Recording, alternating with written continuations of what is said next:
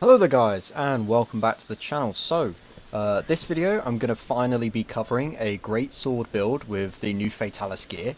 The Greatsword we will be covering as well is the Fatalis one, so the Black Fatalis Blade, as they call it.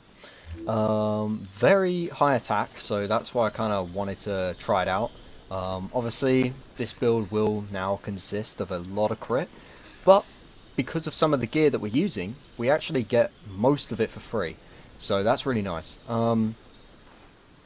This build will probably get outmatched by the new Frostcraft stuff that comes out when AT Velkhana comes, because that gear that's coming out soon is nuts. I will be covering all of that when that happens, because I main Greatsword, so I really want to cover all the new Greatsword stuff. But I kind of want to wait for AT Velkhana to really dig deep with it. So for now, this is just a run-of-the-mill Fatalis punishing draw build. Very strong though. It actually outdamages all of the Frostcraft stuff we have right now, which is, at least before Fatalis came out, the strongest stuff that you could do for Greatsword. Frostcraft, right? This won't be a hit and run build. I might do a version of this that's hit and run, so where you just do the first charge, or you could do literally just this and then run away.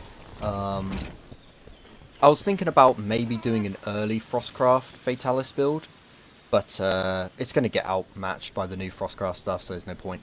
Anyway, getting into the build. A lot of stuff can be changed to your liking. This is just what I've gone with. The build's amazing the way I've put it, but there are a few things in here that you could change as a personal preference thing. So, starting off, 100% crit.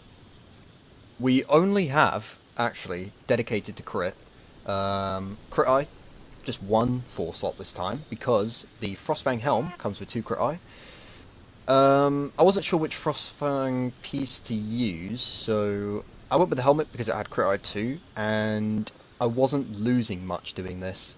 I was also thinking about just doing boots, because then I'd only be losing evade window 1, and I'd get attack boost 1, but that's kind of pointless. I kind of wanted to get free crit.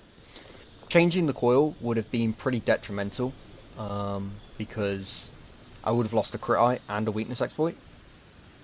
So yeah, that sucks. Same with the gloves, weakness exploit for free. Same with the chest piece, weakness exploit for free, right? I kind of wanted to just not have to put in all that. So this is what we got. Crit boost free, obviously we have to put in all our crit boosts. I decided to go with Divine Protection again here, so I could get Divine Blessing 5. And then I've cleaned up my crit with Maximum Might. This is actually what you could change. This is a completely personal preference here. You could easily put in just one Maximum Might and then have Agitator do the rest of the work, since it will when it procs. But I don't like waiting for Agitator. I like having 100% crit permanently, which with a Greatsword, you're just sitting there. You're going to have 100% crit pretty much all the time. The only time you'll lose it is when you dodge, and by the time you go back into attack, because it's a Greatsword and it's really slow, you'll have 100% crit back because Maximum Might will activate again. So I just opted for that. Safe landing, completely optional here. If you don't like using safe landing, personally I put this on all of my builds now, so you're going to see this a lot if you see my upcoming and past builds. But if you don't want to use this, because it is a 3-slot, I recommend putting Coalescence in here, or putting in another 2 slots slash 1 slot, since there isn't really much else you could put in here.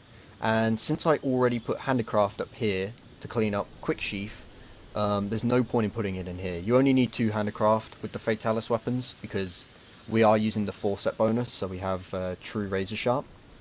So 2 Handicraft is more than enough. You could actually drop the Handicraft and put in Protective Polish and roll with that instead. It is a Greatsword, so you're not losing sharpness as fast as other weapons. So you could do that too, it's just, I'd rather not have to do that, which is why I decided to just stick in Handicraft and not have to worry about sharpening at all. Of course, I got 2-piece focus, since this is not a hit and run build. Focus is really good. Can't slot in all of it because of the Maximum Might. Maybe I could if I decided to drop maximum might at some point, but right now I'm sticking with it. So yeah, and then I've got peak performance for 20 attack, which is just super nice. And since we have medicine free, and I also have a health regen augment on here, we're going to have full HP quite a lot. Especially since we have Divine Blessing 5 as well, so we're not even losing that much health. We should be getting more health back than we're losing, but I don't know. And then my mantles, I just dumped attack, because what can I even put in there? Maybe focus, actually. Maybe I'll do that. But I decided to just go with attack, just because more attack is nice, right? So, let's do our True Charge Slash here. Our basic Greatsword combo. I mean, look at this damage already. We've already done 1.5k. That's really, really good. 3,330 in a single 3-hit combo is actually super nice. Frostcraft builds quaking in their boots right now, because they ain't reaching that yet. They will do, but not yet. Let's see what we get with the mantle on. 3,454. That's almost 2,000 attack on a greatsword as well, which will be over 2,000 when you use your food buffs and your items. I haven't used any items here, so that's why we don't have that. But if I was to use items, then yeah, I'd get over 2,000 attack. So, that's the build. Not really much else to say about it. Very straightforward. It's very similar to all the other builds, except it has things that are more suited for greatsword, like focus, quick sheath. Quick sheath, honestly, is actually optional too. You don't have to have quick sheath. It's just really nice to just quickly put your weapon away and start running. That's always super nice. I highly recommend using quick sheath, but you don't have to. So, you know. Anyway, that's the build, of course. Now, I will be showing off this weapon in a hunt, in a more practical state, just basically, like I said, showing off the weapon in action. If you don't want to stick around for that, this is where the video ends for you, but if you do, continue watching. So anyway, thanks for watching, and adios.